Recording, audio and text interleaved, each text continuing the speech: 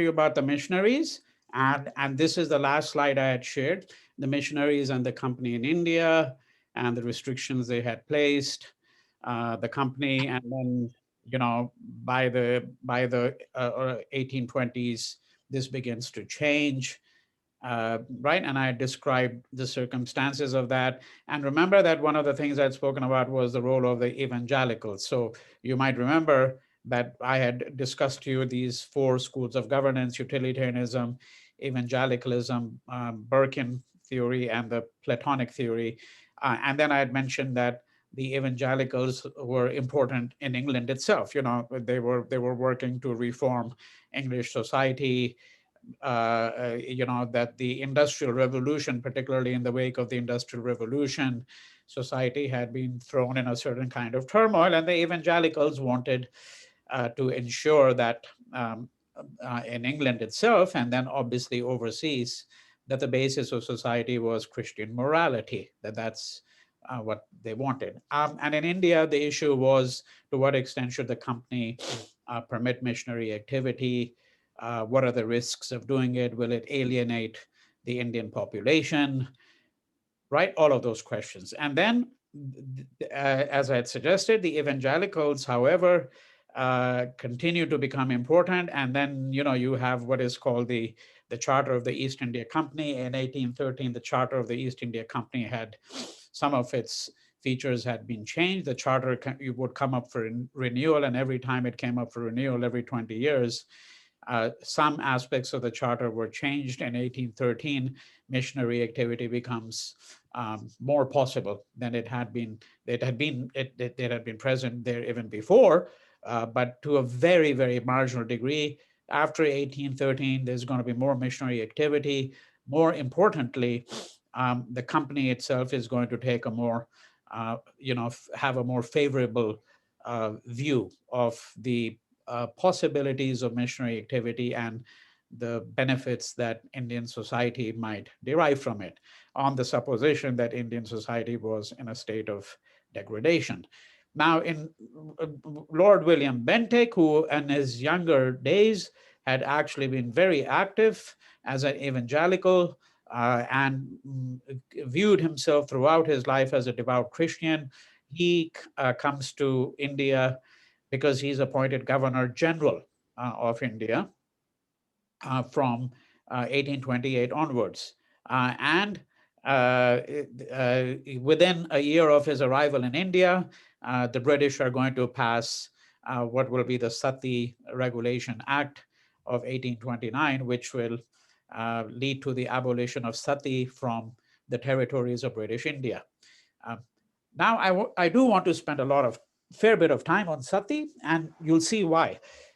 Because look, it's not possible to take into consideration each and every reform, right, that the British undertook. And you might legitimately ask, well, what was, for example, some of the other kinds of issues? Could I give another illustration? So let's take another illustration. But I just mention it because it's Sati that I want to focus on, would be female infanticide. The British argued that one of the social problems that plagued India was the problem of female infanticide. That is, that there was a custom, so it was claimed, in India or in parts of India. And remember that at this point in time, when we're talking about India now in 1829, we're talking about a bit more than Bengal, because we're talking about the fact that there are other parts of India which have now come into British possessions. But by and large, there are still a lot of the texts are based actually on their observation of what's happening there, or observation of what's happening, let's say, someplace in Madras, where the British have what's called the Madras Presidency. Delhi had been taken over officially by the British in the early 1800s, all right, 1803.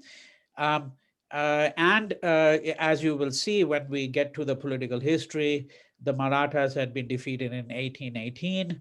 So now we're talking about 1829.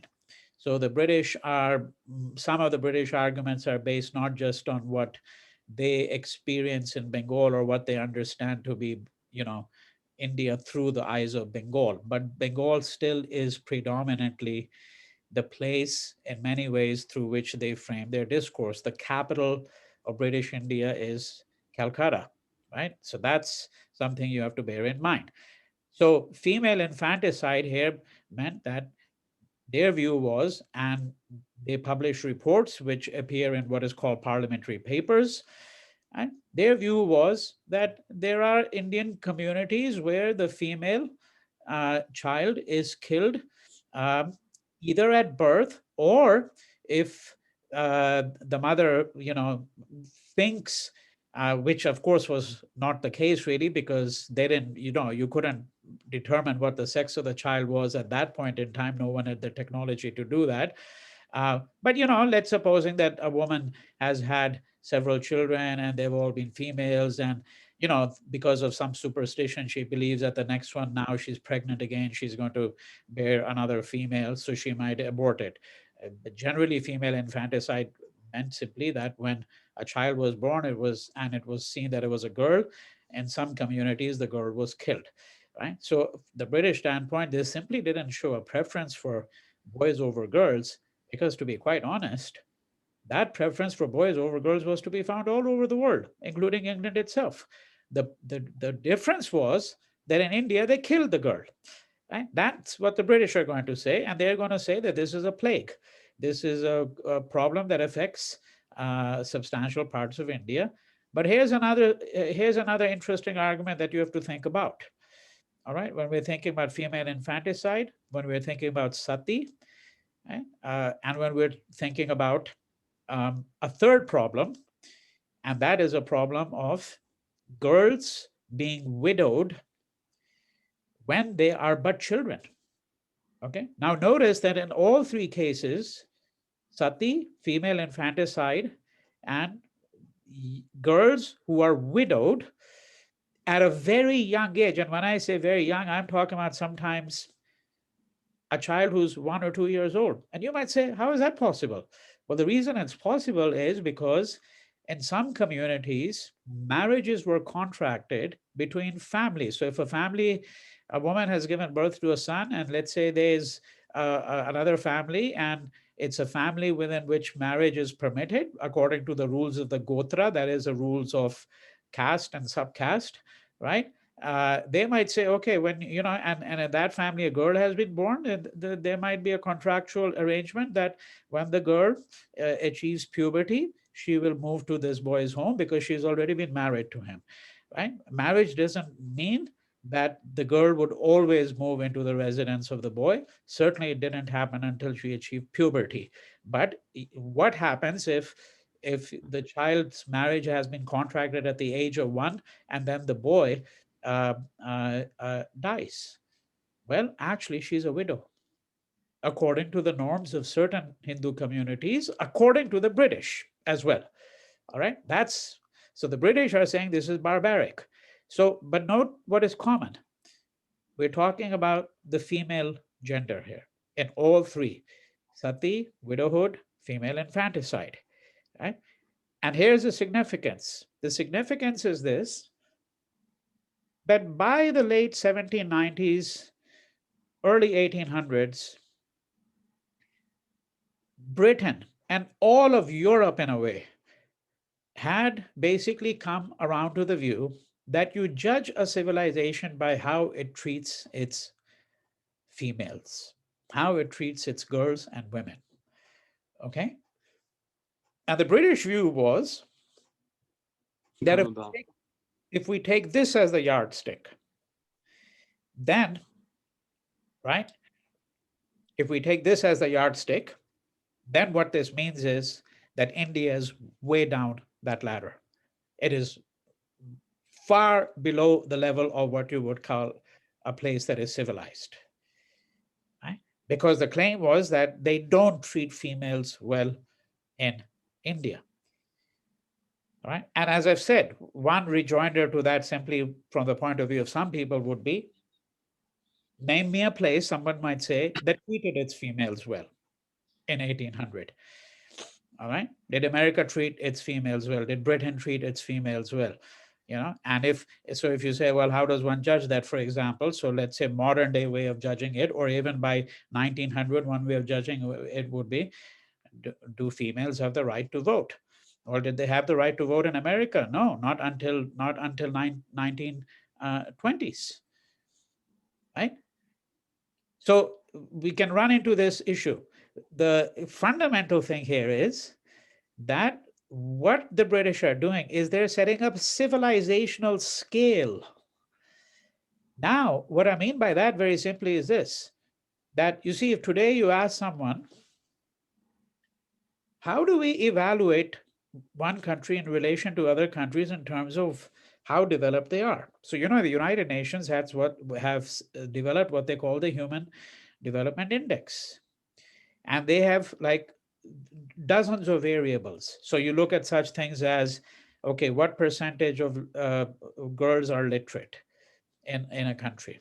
What percentage of females are literate? You look at infant mortality rate, you look at maternal mortality rate, right?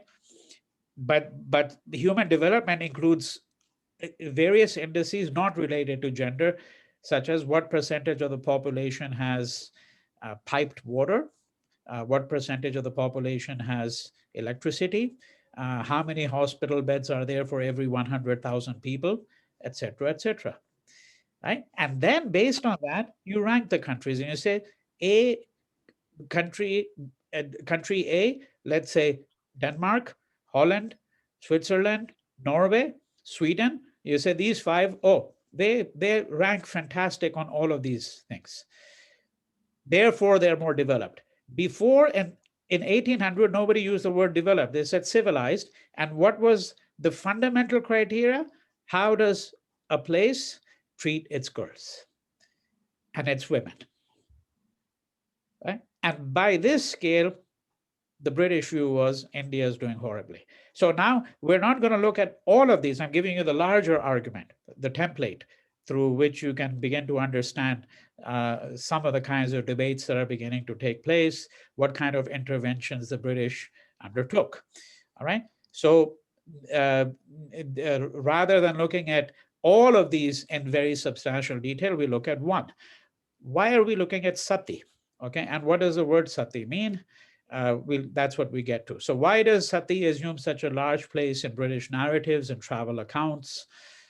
Right? Lots of English travelers who went through India, they would record a Sati. All right. It's almost like they're looking for one to record. And the visit to India is not complete until they've seen one and recorded one. You almost get that impression. Right? Why does it become so important in these narratives? And partly you can understand why it's becoming important, because if they can show there are all these satis, it also shows the levels of barbarism into which India is descended. And therefore, that itself can become a justification for British rule, that we need to intervene in order to prevent such atrocities from taking place. Now, that argument exists in modern day times in 2020. Right? And you might say, in what ways does it exist? Take a very simple illustration. When the United States conducted the war on Afghanistan, one of the arguments was, well, Afghan men treat their women horribly. Right? So it's almost like we have to intervene to save these Afghan women. And a very famous Indian feminist and theorist who teaches at Columbia University, she's a renowned scholar, Gayatri Chakravarti Spivak. She sort of put it beautifully in a little formula. She said it's all about brown women being saved from brown men by white men. That's what a lot of this discourse is really about. All right. But of course, there are, various aspects of it that we have to take really quite seriously. And then one question that emerges in all of this literature is, well, do we actually hear the voice of women at all? Do we hear what they have to say?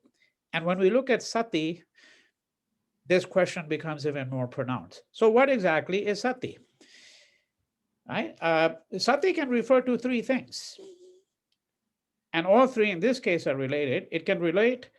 The sati is the practice, also called sahagaman, okay, which is in Sanskrit means going with, all right, literally means going with. So it's the practice of widow-immolation. That is, when a woman, a married woman, loses her husband, right, then when her husband is being has been placed on the funeral pyre, right, and his body is going to be burned, the cremation is going to take place, she puts herself on the funeral pyre and joins him. That's going with, she's going with him to paradise or heaven, all right? So sati refers to the practice of widow-immolation. Sati is also the woman. It can also refer to the woman. The woman who commits sati is herself a sati, okay? And sati is also name of the goddess, okay, the Sati Mata. So you get these Sati Mata stones in places like Rajasthan, all right? So what is this practice of widow-immolation? And was it really widespread? Okay, and why does it assume such an fundamental importance? And remember that it's going to be abolished in the territories of British India in 1829. Which meant, by the way, that it was not abolished throughout India. Large parts of India, in any case, were not under British occupation at that point in 1829. But the regulation, once it comes into effect, will stay in effect until the very end. So therefore, I mean, effectively, it's in it's been modified and it's been in effect ever since. But it meant that as we move into the 1830s, 40s, when the British absorb more territories, for example, when Punjab comes into their hands in 1850, then it means that this abolition of Sati Act is going to be applied to the Punjab as well. But it was never applied to the native states, the princely states, where British rule did not directly come into effect. All right, but it did apply to British India. And when William Bentinck becomes Governor General the year after this legislation is passed. I will explain this idea of sati and epistemic blockage in just a moment. All right. A couple of things that need to be said. One is that the practice of sati is not absolutely unique to India. Now we even have, I think his name is George Fisher, if I remember correctly. Fisher is definitely the last name. I have the book and I taught portions of it. And it's kind of like a global history of the practice of widow-immolation, that there have been other places where widow-immolation has been practiced to some degree or the other. It's not completely universal. And the more important observation is simply this, that in fact, there is very little, if any, evidence to suggest that it was widespread in all of India. All right. How widespread was the practice of sati? So, for example, in 1815, the British recorded 378 cases. Right? You might marvel at the exact number, but I'll explain to you how these numbers, how we have these numbers. And in 1818, they recorded 879 cases. All right. So how do we have these numbers, and what kind of information do we have? That's what I'm going to complicate the matter a little bit and give you a little bit of an account of what was really going on. And some of this is very complex, as you'll see in a few minutes. But let's first begin with the bare bones, which is one of the principal sources. In fact, in many respects, I would say it's the principal source. It's not actually possible to study, for example, how many cases, who these women were, and all of that, until one goes to what are called the Parliamentary Papers. So Parliamentary papers are papers that are produced by the House of Commons, the English Parliament.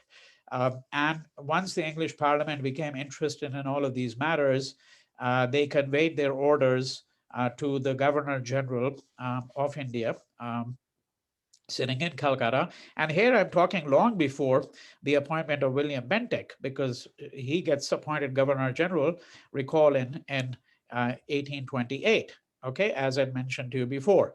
Um, Here I've given you figures even from 1815, 1818. In fact, they were collecting this data much before. So the first thing to remember, to understand from it, is that this is a matter that had interested the British for some period of time, even before the abolition of Sati. Now, how is it that we have such precise numbers? That doesn't mean, by the way, that they're necessarily completely accurate, but I think they're reasonably accurate. And it does convey that we're not talking about, like, tens of thousands of women committing sati. We're talking about several hundred women, all right, committing sati. So why so much attention on something that's I, relatively small? well, this is the answer. The Recall that when I was discussing female infanticide, and I was saying, hey, there are all these objections that the British raise. And then I said, yeah, but the problem is that if the British are saying that the position of girls and women is really bad in India, well, it's really bad in England too.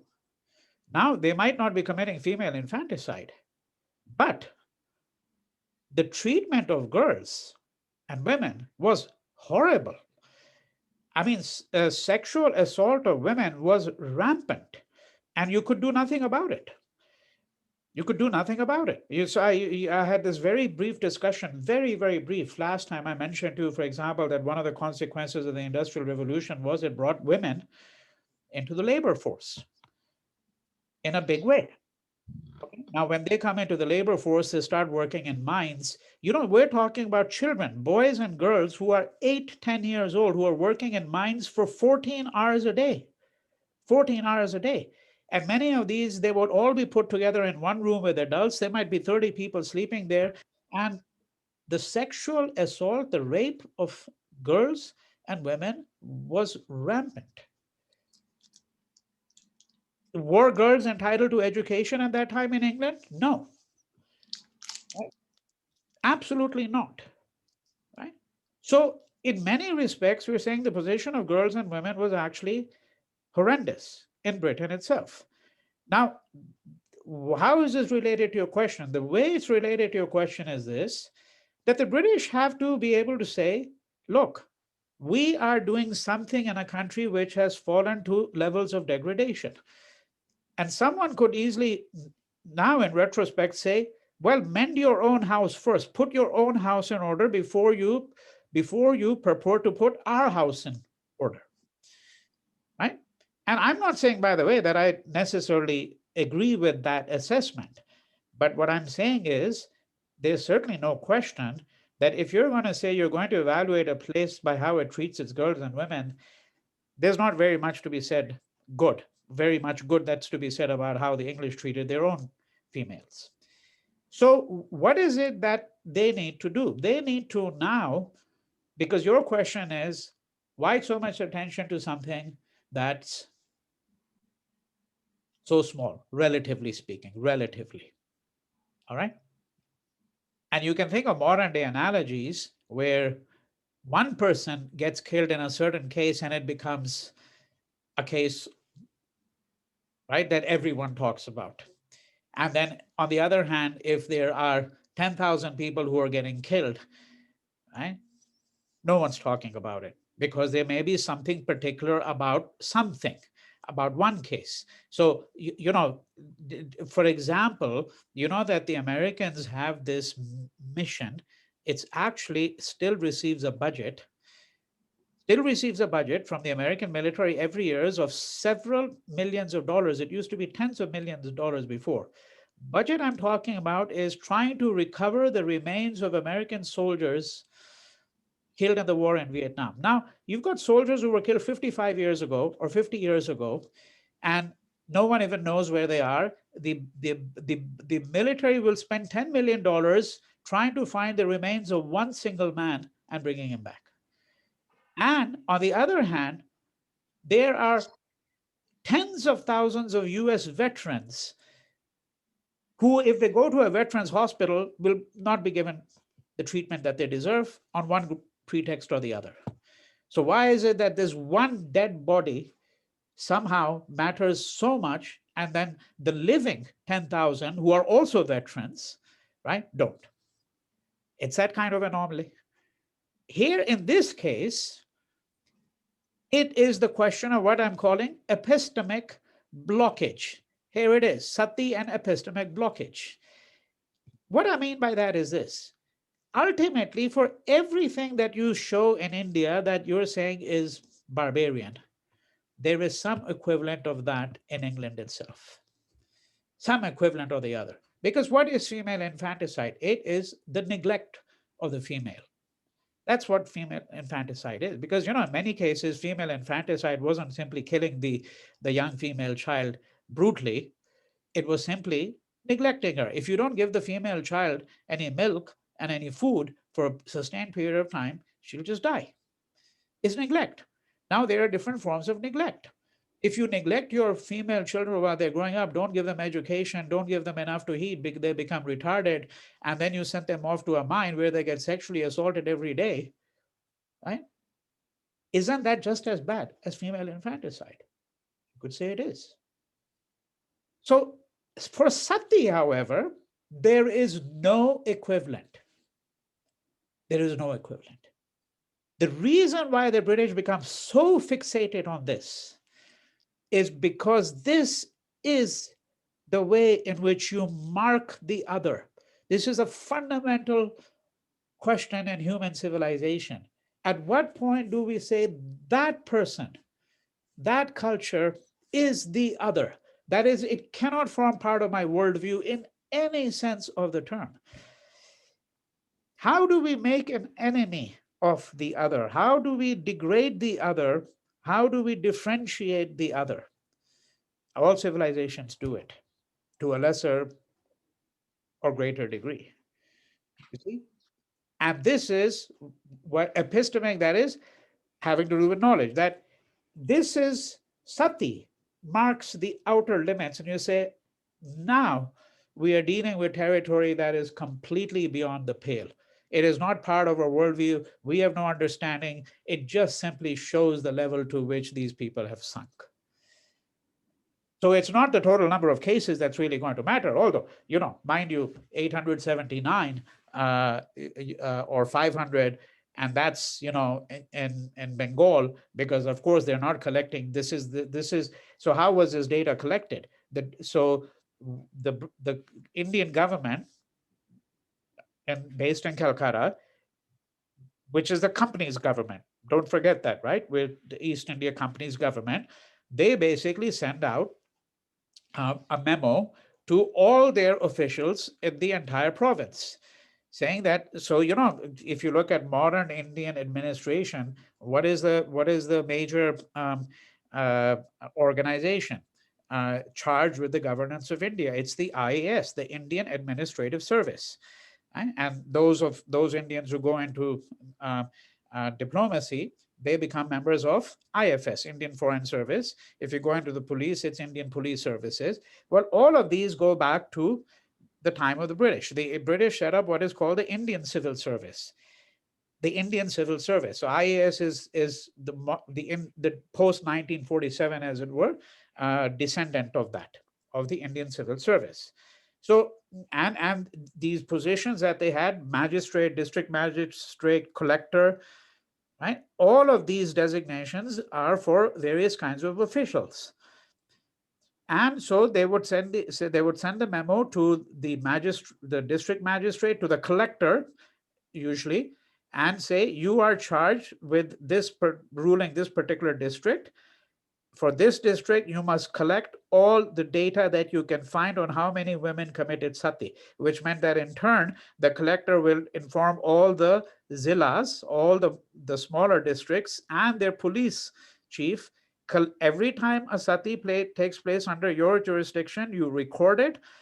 And that included recording the woman's name, if it could be known, her age, her caste, right? The circumstances under which the sati was committed. Then this information is all sent to the collector. The collector puts it together for all the districts, sends it to the Governor General, and then the Governor General, they assemble a report, they send it to London, and it is inserted into these papers, which are called parliamentary papers. The parliamentary papers exist on every subject under the sun, right? But since India was under company rule, it meant that obviously a lot of things happening in India came under the jurisdiction of, of the company and parliament.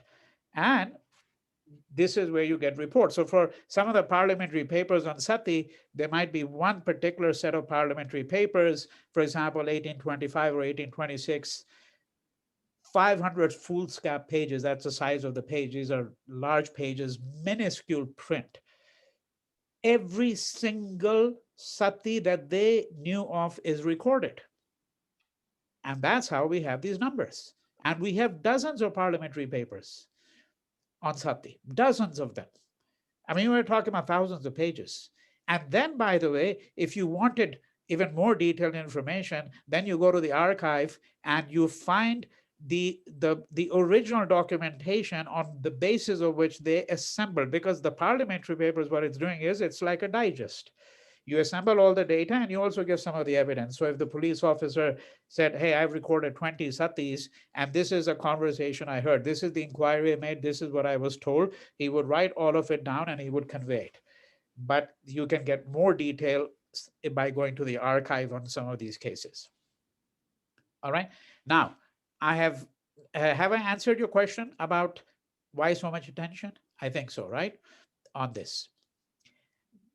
Because you're saying that it sort of allowed them to differentiate between themselves and the Indians. Yeah. and And not only differentiate, but to set up a huge hierarchy, a moral hierarchy, saying this shows how far we are in advance of them, because they have a practice, and this practice, frankly, cannot be understood within a worldview, because they're not going to say it this way, but it meant there is nothing in our experience or culture which could make us understand something as barbaric as this.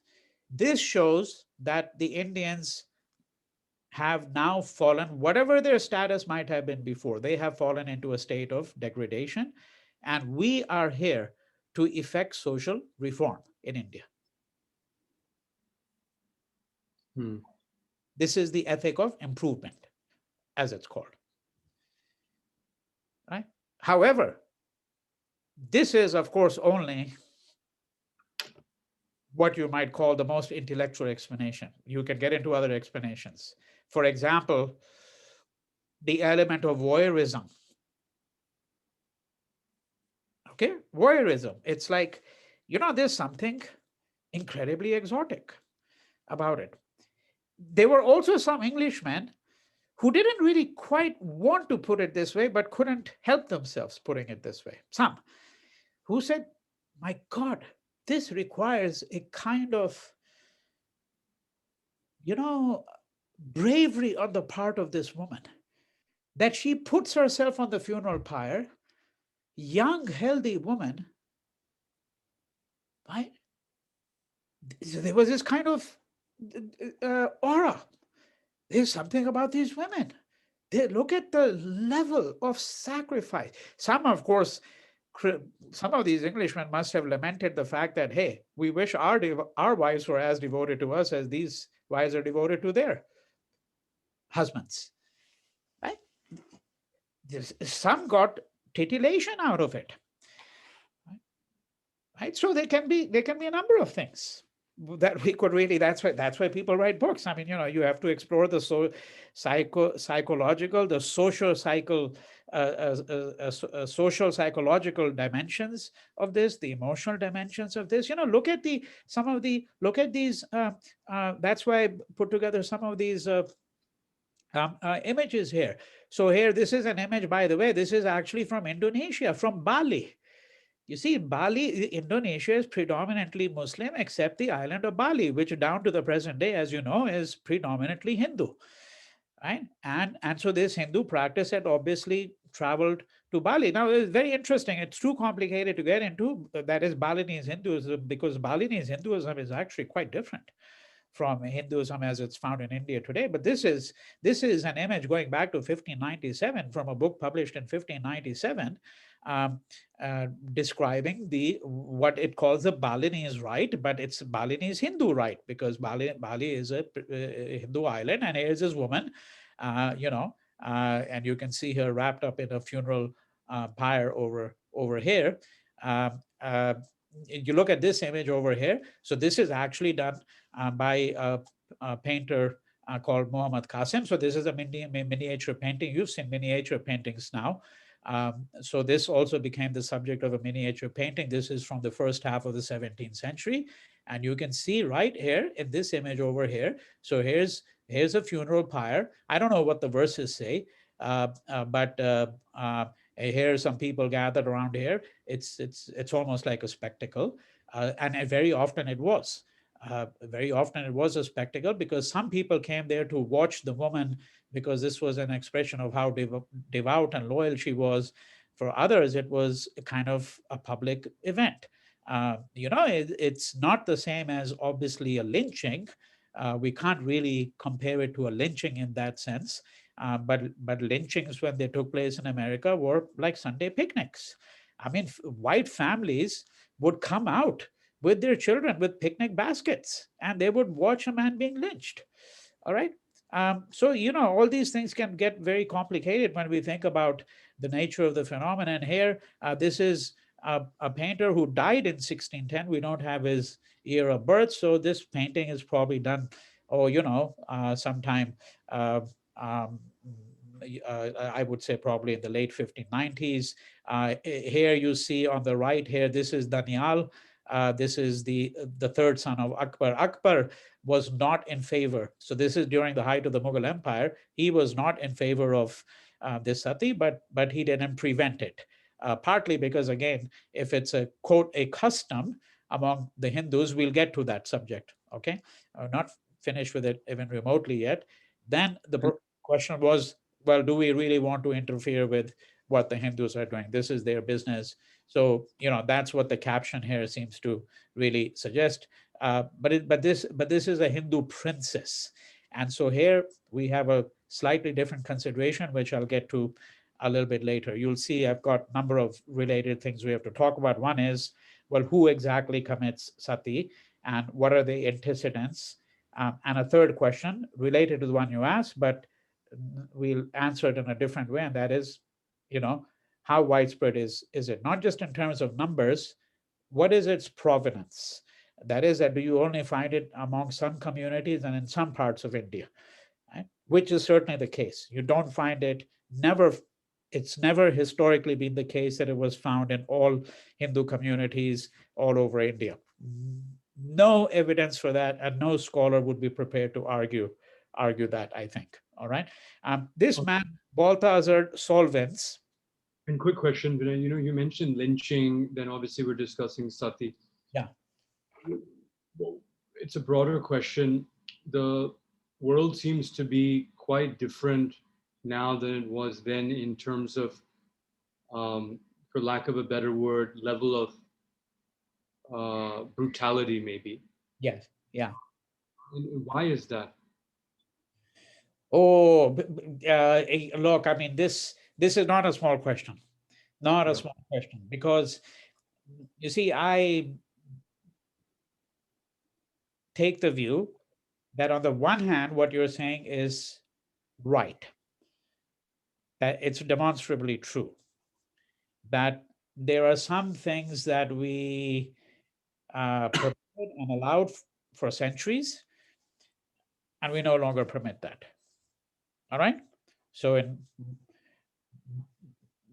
but on the other hand, we would have to ask whether the phenomenon is as you're describing it, or whether it has actually now taken different forms. What do I mean by that? So let's take something like, because I pick this example because it's related to the practice of widow-immolation, in the sense that, you see, if you look at this image, what is most striking about this image? first and foremost, or this image, first and foremost, you see where I'm concentrating, all right, is the funeral pyre, the act of burning, right? Okay, same image here. It's this portion of it here. This is the most arresting thing. Now, you see, among the Hindus, what do you do with the dead? You burn them. What has happened? And it's not traditionally, it's never been this electric crematorium. Couldn't have been traditional anyhow, because electric crematorium is relatively recent.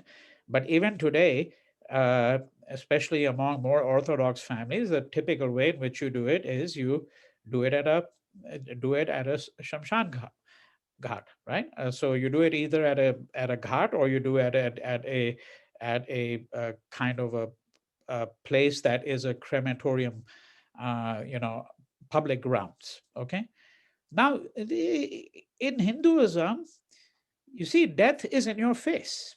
This person is being burned, and when they're being burned, what's happening? They're going back into the earth from where they came. In the West, the whole endeavor has been to try to disguise death, to delay it, to disguise it. So you don't want to have to see anything, in a way, right? And of course, now the idea is not just to disguise it, but to delay it as much as possible, which is what modern medicine is based upon, is that principle that you keep on delaying it as long as you possibly can. All right. And in that sense, you see, the question is whether, in fact, in some ways, it makes it incapable to understand when you do these kinds of things. All right. The nature of the phenomenon. What is the relationship of the body to the elements from which it comes? Right? What is a place of fire, for example? Right? What is a place of fire? And we could do a whole psychological and psychoanalytic interpretation of the place of fire in Indian traditions. Fire is, I got disconnected for a little bit. Some Wi-Fi issue on my side. So you said look at the image closely. Then you said fire. Then you said Hindus burn bodies after death, and then after that I got cut off. Okay, you don't really lose anything there. No, I mean, say that that basically makes the fire, you essentially have to, you see. So fire is the play of fire, water, all of that is very important. These are ways in which you can understand civilizations. How do they operate, these symbols in these civilizations, right? I mean, even the Hindu marriage, as you know, is around a fireplace, right? Right? When I say fireplace, that you build a fire in the middle, and then you walk around, right? The seven rounds that you do, the husband and the wife, around the fire. So there's a kind of we would need to do a psychoanalytical, psychological, social interpretation of the place of fire. The point I'm really trying to make here is this: that, you see, the question you're asking is that, isn't it the case that in some ways now we are living in a world where all of this is sort of, a thing of the distant past, right? It shows, because the levels of brutality and all of that, it shows that we have progressed. And you don't quite use that, you don't use that word, but I am, because that's what most people would say, that effectively the end of this shows that we have progressed. Now, we like to console ourselves with that, because this is the favorite way in which most people would like to write a history, a linear history, where progressively, as time goes by, as years and centuries, decades go by, we become more and more progressive. And I'm saying, well, at one level, yes, that's true, in the sense that, for example, there are many atrocities which are no longer really committed today. But on the other hand, I'm saying, no, I would take a more complex view of the matter, because I'm not sure that we are any more nonviolent now uh, than we were 200 years ago. And why is it that, you see, for example, one of the ways in which warfare is now conducted, this is what Obama became most well known for, was drone warfare.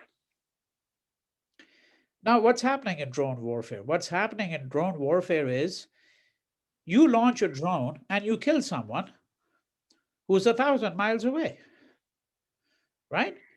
1,000, 2,000 miles away. And so you can sort of almost think to yourself, I'm not even killing this person.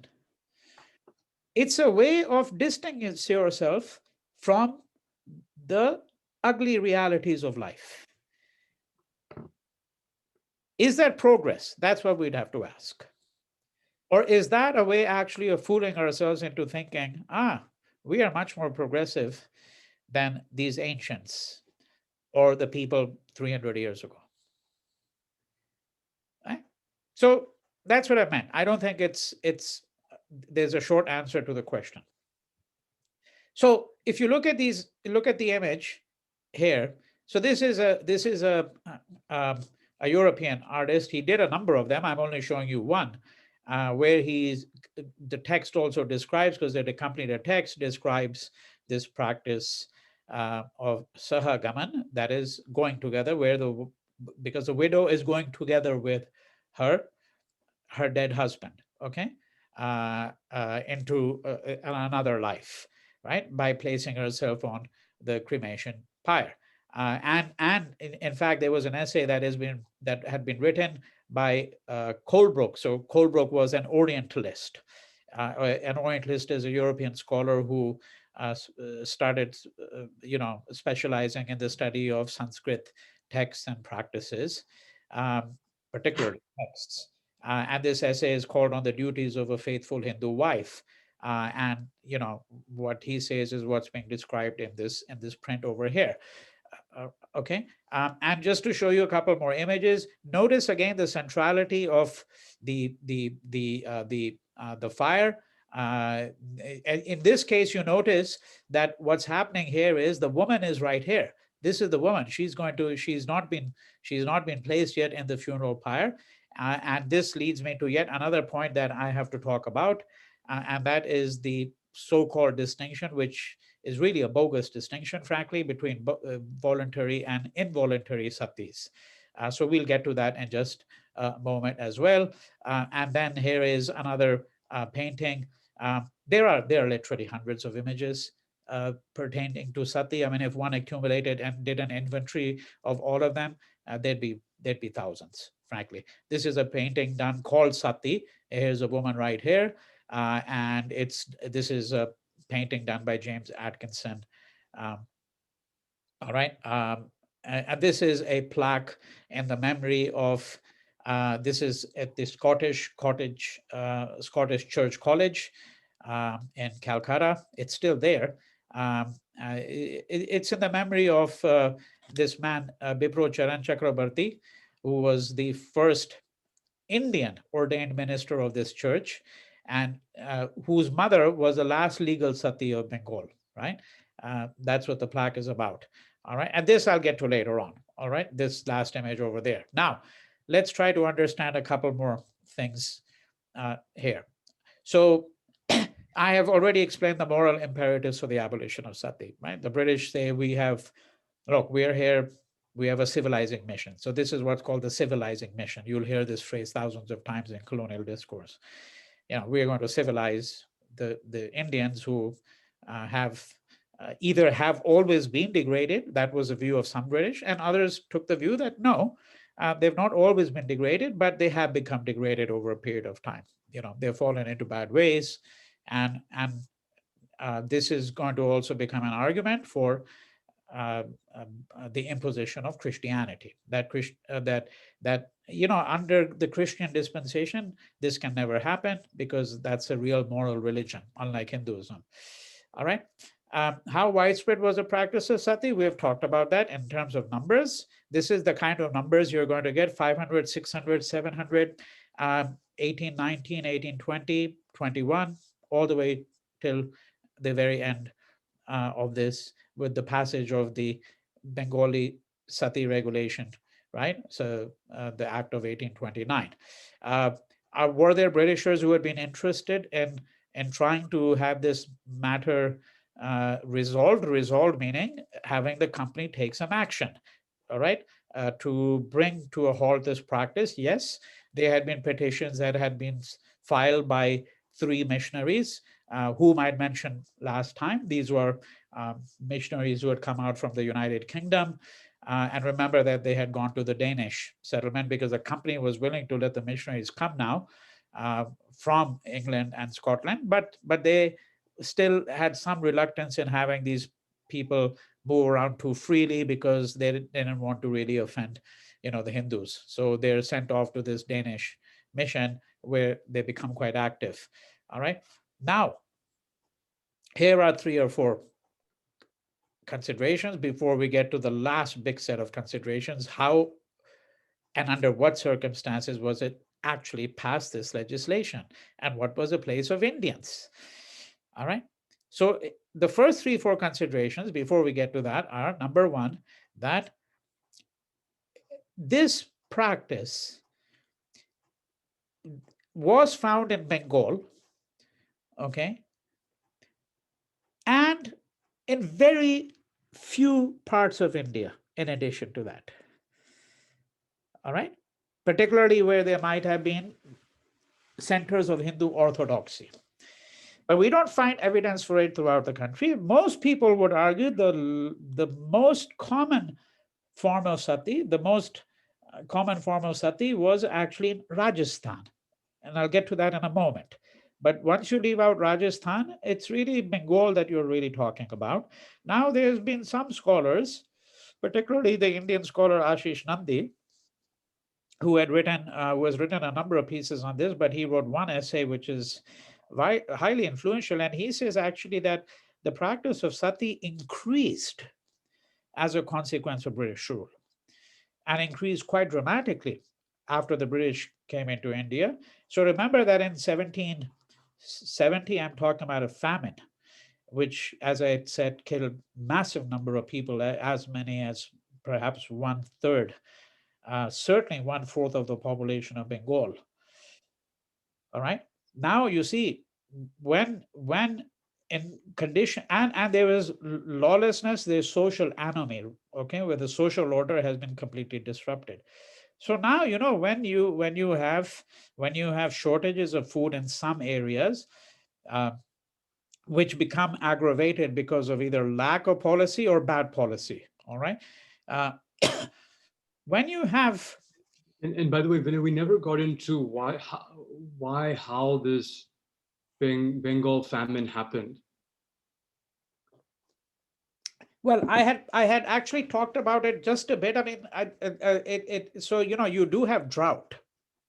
You have drought, but the situation becomes considerably more aggravated because of um, the lack of um, what you might call any kind of administrative machinery that is efficient at that point in time. You see, because when you have something like famine, then what you need is very effective administrative machinery, and you need a responsible state government, right? That's what you need in order to alleviate the problem. So, for example, if you have shortage of food in District 1, but you have ample stock in District 2, what do? You arrange for food stocks to be sent from District 2 to District 1, right? That's what you would do, just if we just take a random example.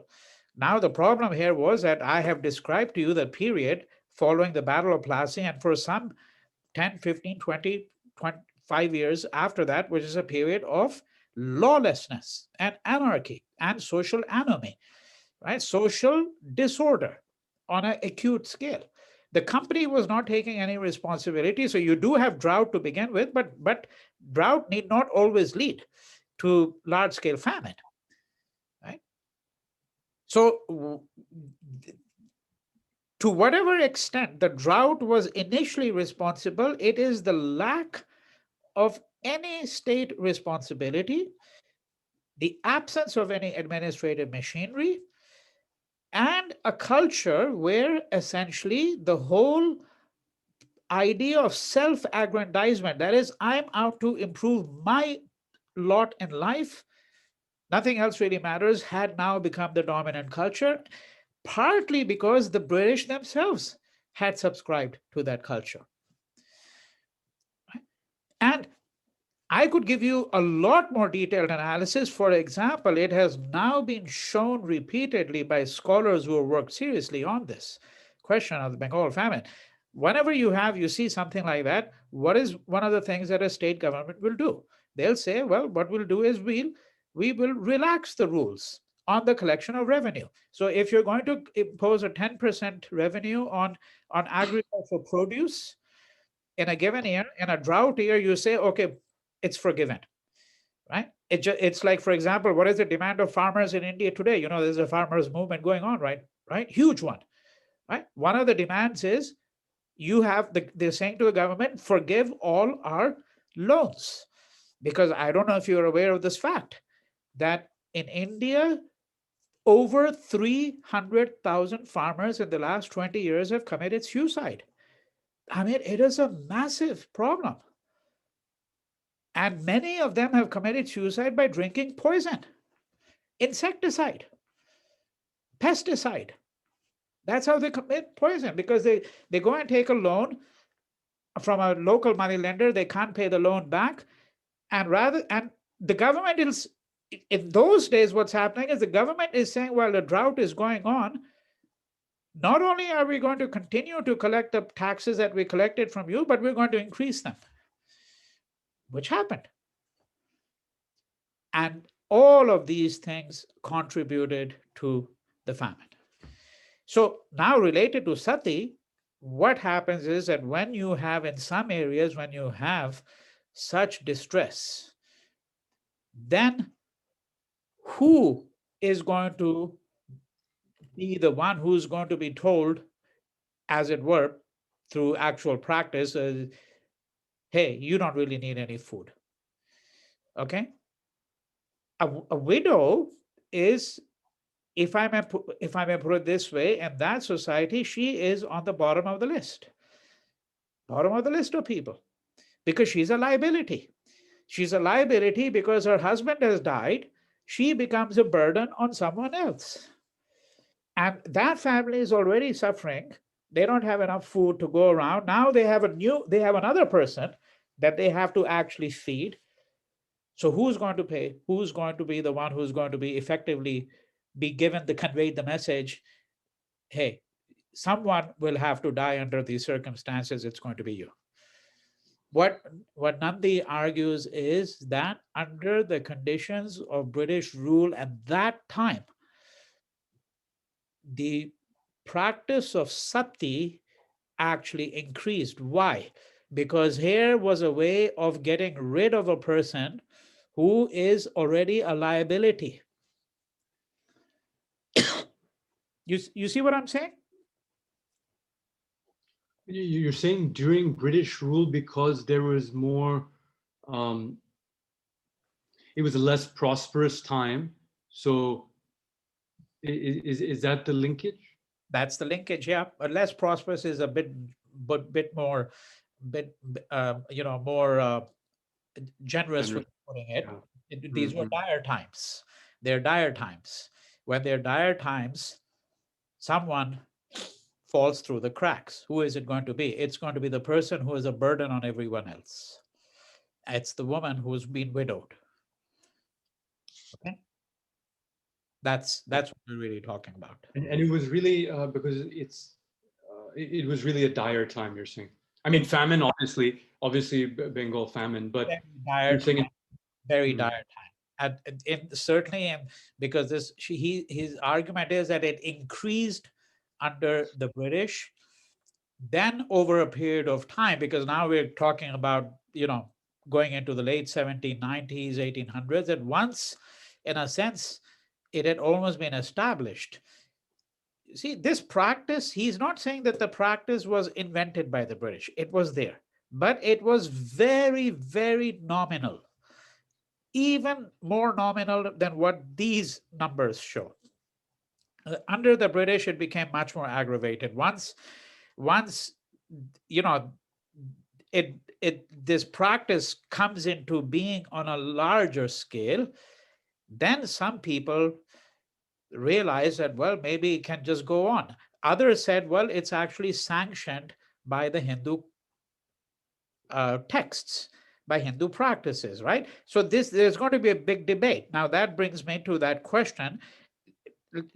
So wait until you hear the rest now, and then see if some of that question still comes up again for you, okay? Right? So here's the fundamental debate. Before we get into that, just one or two more fundamental things. One is that there was a practice in Rajasthan among the Rajputs. So I should say really among the Rajputs, because these were different states there. Modern day Rajasthan didn't exist in that sense, and with those boundaries. So these were different Rajput clans and different Rajput hill states as well. And in the Rajputs, among the Rajputs, they had a practice which is called Johar. Okay, Johar, which is a practice of collective widow immolation. What did this practice really mean? It meant that these Rajput states are at war with the Muslims, for example, during the days of the Mughals. Now, when it would become very clear, and they're all Hindus, right here. These Rajputs are Hindus. When it becomes clear that a Rajput king or ruler is about to be defeated, um, what would happen to the Rajput men?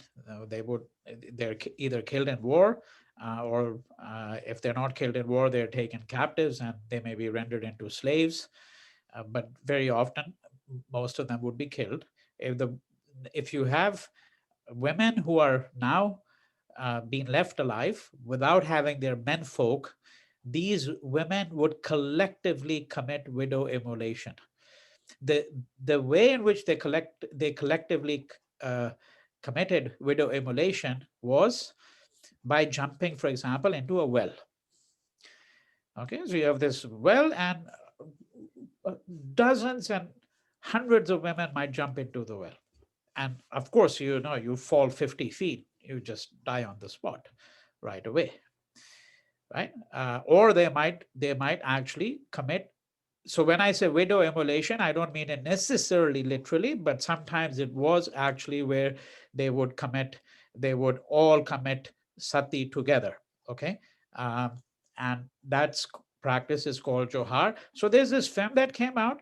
I think it came out about 3 years ago. I think you've been in India since then. Have you seen the film Padmavat?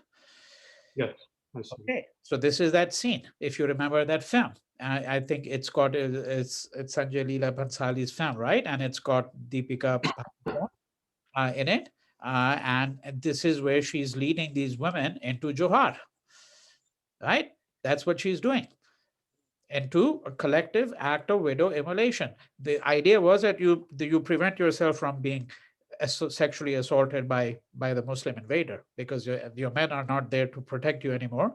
So to save yourself the indignity and horror of sexual assault, you commit suicide. So in Rajasthan, it is a practice of Johar. I could give you, I forgot to include a slide here, which would have made it incredible addition to the images, but I can add it to the PowerPoint when I send it to you. And what I'm referring to here is a story which is really quite remarkable in its own way, and you'll see why. So you see, when these women were about to go commit um, sati or johar, before they enter that part of the fort where they're going to do it, they would stamp their hands, okay, on these mud walls. All right. And so you can see the sati, the handprints. All right, let me see if I can actually, while I'm talking to you, find an image, and I'll explain to you. And while I'm doing that, I'll just look for that. Okay. So what I'm really referring to here is this: that they go and they stamp their hands on these walls. Now, what is really remarkable is this: that hundreds of years later, and it's a completely unrelated story. Okay. You're on a computer, right?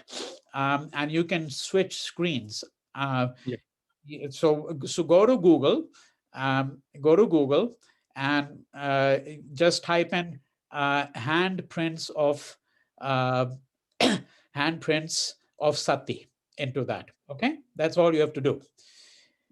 And are you there now? Yeah. Okay. Okay, so you see the first entry is Sati handprints, Jodhpur, India. You see that, right? Yeah. I see.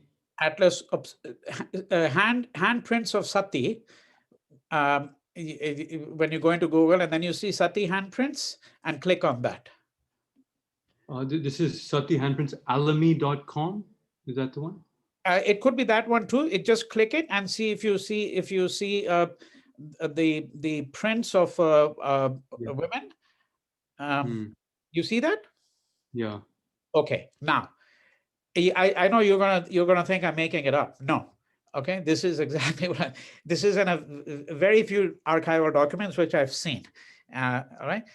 You see, hundreds of years later, what the story I'm going to tell you, the British in colonial India. So this is something I would have covered, let's say, later on, but I mention it in this context now. When the British were in India in the late 19th century, they are looking for a way to be able to identify everyone uniquely. Okay. And one way now, of course, the way to do it now is DNA, right? Everyone's DNA is different. But before DNA, what has been the way in which, and it's still used, fingerprinting on your, on when you apply for American citizenship, permanent residency, they take your fingerprints on the supposition that everyone's handprints are different. They may not seem different to you and me, but if you look through a microscope, they're different. Right? They're different. That's the whole point. The rings and a very minute detailed study shows that they're different. Where did the British get their idea from? Looking at these Sati prints. Fingerprinting was invented in India under colonial rule. And two Indians played a very big role in that. They didn't get the credit. The credit was given to the English, but two Indians played a very big role. All right. And they got this idea because this Indian and police inspector had gone and he looks at these and he says, my God, they're trying to find some way in which they can actually create a police record for everyone who's a criminal, because the same criminal shows up and they don't know it's the same person because they have no way of identifying a person and saying this person is distinct from so and so, and B is distinct from C is distinct from D, right? Millions of people are distinct from each other because they all have different. This police inspector looks at these Sati fingerprints, 30 or 40 of them on a wall, looks at them very carefully and says, they all look different. Maybe perchance he thinks to himself, because they were already looking into this whole question, maybe actually, if we examine this carefully, maybe everyone has distinct fingerprints. And that's how they came up with the idea. So here we go. That's how one thing leads to another. However, if you go back here, what we are talking about is that there is this practice of Johar, as I've said, in Rajasthan, which is collective widow-immolation. And in some ways, you could say Sati is obviously related to that. They also have the practice of Sati. And by the way, there was a notorious case of Sati which provoked a huge outcry in India. The case of Roop Kanwar 30 years ago. All right. an isolated case of sati. Some feminists have argued that there are still places where it takes place in India. I mean, there are a few, because it's officially outlawed all over India. All right, officially outlawed all over India. Um, and it's a continuation in a way of the Bengali Sati Regulation of 1829. All right. Now, the British also said initially that we have to distinguish between voluntary sati and involuntary sati. Involuntary is where a woman does not want to commit sati, but she's forced to do so by male members of the family, especially, or sometimes even female members, the mother-in-law, for example, because this is the honorable thing for women to do. But if a young woman, or even if she's not young, says, look, I don't want to commit sati, my husband's dead, he's dead, now I've got to lead my life, that she might be forced. So this is what would be called an involuntary sati. And the British said we must distinguish between that and the case of a sati, which is voluntary, where a woman with the full knowledge of what she's doing says, I want to do it because, I belong besides my husband in life and in death. Right? And this is the custom of my people. This is what my religion teaches me.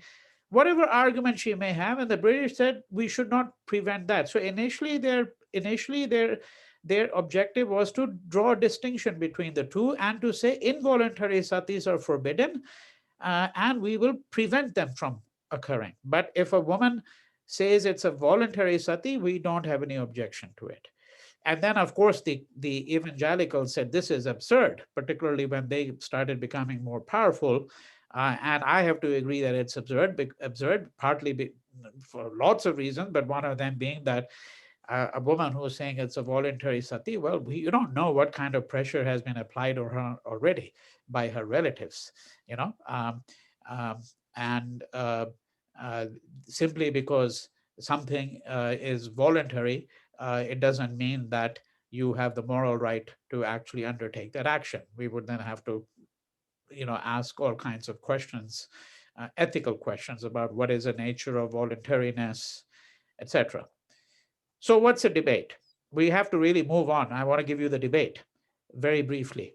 Who are the parties to the debate? When I say the debate, what do I mean? I mean, there was a debate about whether, in fact, the British should pass this legislation or not, because the company had done nothing for decades. So why did they decide to do something now? So there are four parties to the debate, okay, essentially. One is Indian social reformers in Bengal, most well known being a man called Ram Mohan Roy, who is sometimes called the father of modern India. Gandhi is the father of India. Ram Mohan Roy is called the father of modern India. That is that he's a Bengali social reformer. He's highly educated. He goes to England a number of times as well. He's actually going to die in England. He's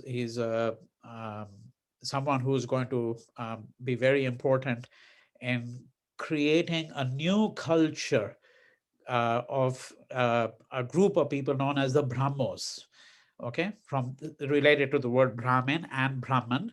But the Brahmos are people who are essentially people who are arguing for what you might call a modernized form of Hinduism. All right. I mean, I could spend a lot of time talking about the Brahmos and all of that, but think of him as a social reformer who wants to modernize India and who believes that, contrary to what the advocates of Sati are saying, the defenders of Sati are saying, that this practice is not sanctioned by the Vedas. So he says, let's scrutinize the Vedas. And he says, you cannot find Sati mentioned in the Vedas. This shows that this was not a practice among the ancient Hindus, and it does not have sanction under Vedic Hinduism. All right. So he leads the campaign.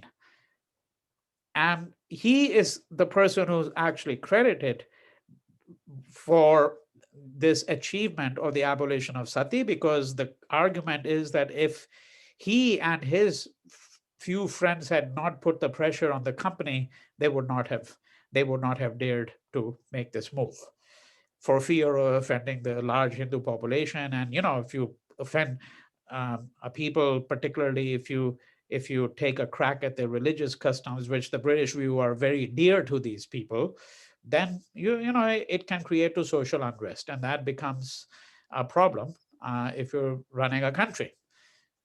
All right. So it's these. Then you have the Orthodox Brahmins. There's a second party. The Orthodox Brahmins will look at the same scriptures or some other scriptures and say, well, among the Hindus, this has always been practiced. It's a Hindu practice. It's a Hindu custom. It should be permitted. And of course, some of them said the British have no right to intervene in our religious customs. Right? They're really people who are meddling in our religious customs, and they have no business doing that. Then you have the colonial state. And so that would include people like Bentinck, the Governor General, and other colonial officials. And they are a party to the debate because they're obviously weighing in. They're more or less letting these Indians sort it out between themselves, as it were. But they obviously, Bentinck, and his council, that is the chief people around him. The council, the Governor General's council, is the equivalent of what today you would call the cabinet. There, the council is, and Bentinck and his council are basically sending a signal to Ram Mohan Roy that if you push for this, we'll support you. Because that's our function. We need, we are here to modernize India. India is a backward feudal place, and we cannot have practices such as sati because this is abhorrent. Not simply that it, quote, is an injustice to women, but it's barbaric. This is repulsive to human conduct, right? And then, of course, there is also what you might call people in England. I mean, they're less, that is that in some ways, everyone is also trying to win the constituency in England, that because ultimately, of course, the company is responsible, right? And we'll have to get to that question of what are the changes in the 1770s down to the 1830s that have taken place, right? Now, the feminist argument, and I'm going to conclude my discussion of sati with that. The feminist argument is, number one, modern day feminist argument is, hey, everyone says this is about women's rights and women. How come there are no women in any of the discourse? Do we ever hear a woman's voice? And of course, I think it's an absolutely legitimate question. Right? Where is the women's voice there? Ram Mohan Roy and these Bengali social reformers, they're all male. There are no women there. The women are, of course, not educated at all, as was the case in England. I mean, if there was a woman in England who was educated in 1829, that was simply because her father had taught her at home. And there were some progressive fathers who educated their daughters at home. But girls did not go to school.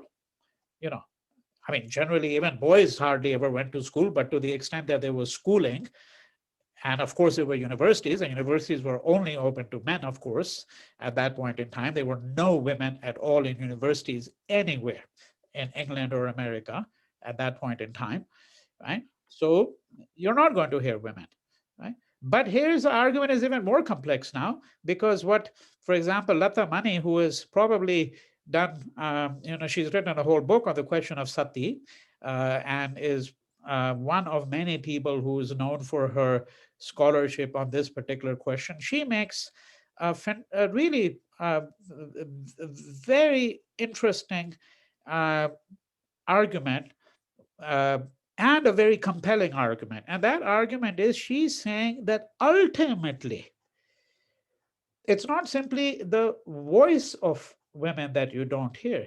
She's saying, actually, contrary to our thinking, this has nothing to do, this debate has nothing to do with women's rights at all. That none of these people is fundamentally interested in actually what happens to Hindu women, not even Ram Mohan Roy. Why? Because she says if you really look at the debate, what it shows is they are actually debating what Hindu custom or Hindu religion or Hindu law says or does not say. So Ramon might say, the Vedas say this or don't say this. The British will say exactly this. The Orthodox Brahmins are also saying either the Vedas or the Hindu scriptures do or do not. So, in other words, it's actually a debate on Hindu custom, Hindu religion, Hindu law, where women are simply the pretext. They are literally the body on which the debate is being carried out. Right? That's what she's really arguing for. Um, which is not to say, according to her, that the debate is unimportant, but it's simply to make us realize, don't fool ourselves into thinking that, oh, there was a real interest in women's rights or the question of injustice to women back in 1829. All right, that's essentially the argument that she's saying. And, you can see, by the way, so where the women in the debate, I've already talked about the bogus distinction, but, I won't quote this over here, but this is the kind of European witness. And this is, by the way, before the British. I mean, the company was there, but this is the famous European traveler, Francois Bernier, who writes a book called Travels in the Mughal Empire, 1656 to 1668, where he sees a sati, or at least he claims to have seen one, and talks about her. Right? At Lahore, I saw a most beautiful young widow sacrificed who could not have been more than 12 years of age. She appeared more dead than alive. The agony of her mind cannot be described. She was obviously in turmoil. She trembled and wept bitterly. But 3 or 4 of the Brahmins, assisted by an old woman who held her under the arm, forced the unwilling victim towards a fatal spot, seated her on the wood, tied her hands and feet. And in that situation, the innocent creature was burned alive. This is that quote, involuntary sati, the woman who does not want to commit sati and is being, he's not making the distinction between voluntary and involuntary, but if you were making that distinction, then you would say this is the involuntary sati, right? And this would have been typical of the kind of description that you would find. All right. So that really brings to a conclusion my discussion of sati, except for this last print over here, the last, which is from Padmavat. I said I would mention it very, very briefly, because again, you can see how the subject still kind of has a hold on the imagination of the country. You can call this Johar rather than Sati, because this is that collective widow-immolation that you find in Rajasthan. But for example, Sati, I'll give you a very simple illustration. I don't think that actually the filmmaker is even aware of that. But if you remember correctly, in this scene, she is actually pregnant. Now, pregnant women were not allowed to commit sati. They were not. And they were not allowed to commit sati precisely because she is bearing another life within her. So pregnant women, the Brahmins were the Hindus were very clear, to the extent that there were people weighing in saying that no, if a woman is pregnant with she may not commit sati. So even those who were in favor of sati would say that we have to allow exceptions for certain groups of women. In this film, she is actually pregnant, but the filmmaker doesn't seem to be aware of this kind of situation. All right.